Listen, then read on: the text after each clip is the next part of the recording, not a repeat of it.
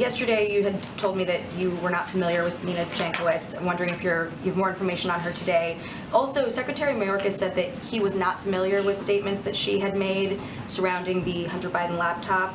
And I'm just wondering, how was she hired if you in the White House are not familiar with her, if Mayorkas is not familiar with her statements? What's the process for putting her into a position like this? Who's in charge of her? Well, let me give you a sense of who she is. She's an expert on online disinformation. She was formerly in the Wilson Center's she was formerly a disinformation fellow at the Wilson Center. She's testified before Congress as well as the United Kingdom and European parliaments, advised a Ukrainian foreign minister, particularly relevant in this moment, under the auspices of a Fulbright Public Policy Fellowship, and overseeing Russia and Belarus programs at the National Democratic Institute. Any hiring decisions are up to the Department of Homeland Security, but this is a person with extensive qualifications. What I will tell you about the board and what the board is doing, this is a continuation of work that began at the Department of Homeland Security in 2020 under former President Trump. Is it, though, I guess, can you describe what her job is going to be? Because there's been some TikToks that she has put out, and it seems like rather than calling balls and strikes on this story is false and this story, and here's the truth on it, one line stood out to me. They're laundering disinfo. We should really take note and not support their lies with our wallet, voice, or vote. So well, here's what the board is going to do, which I think is of particular interest. Again, a continuation of the work of the former president. So for anyone who's critical of it, I didn't hear them being critical of the work under the former president, which is just interesting to note contextually.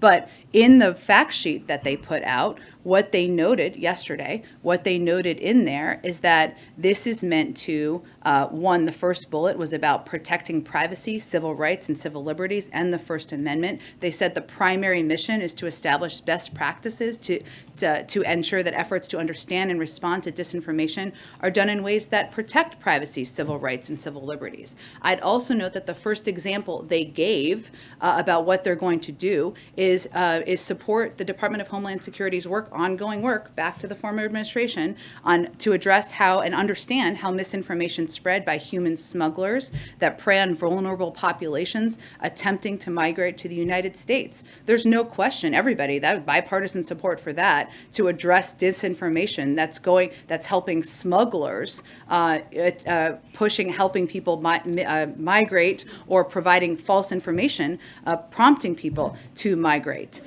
This is also work that is helping to address unauthorized terrorism, other threats, and see how disinformation and misinformation is being pushed to lead to increase those. So that's all work. We think is work that's been ongoing for some time. This is the form it's taking, and there's a fact sheet that details the specifics of it. You just outlined a lot of efforts that sound very worthy, but you've got someone from the Department of Homeland Security telling people how they should vote. How do you explain that to critics who say that doesn't sound right to me? This is an individual who will be overseeing the work of that board. Personnel decisions are up to the Department of Homeland Security. I just outlined the extensive history and background this individual has, but I think what's important to note here is what the board is doing, which is continuing what is important disinformation-related work that began under the former administration. Go ahead.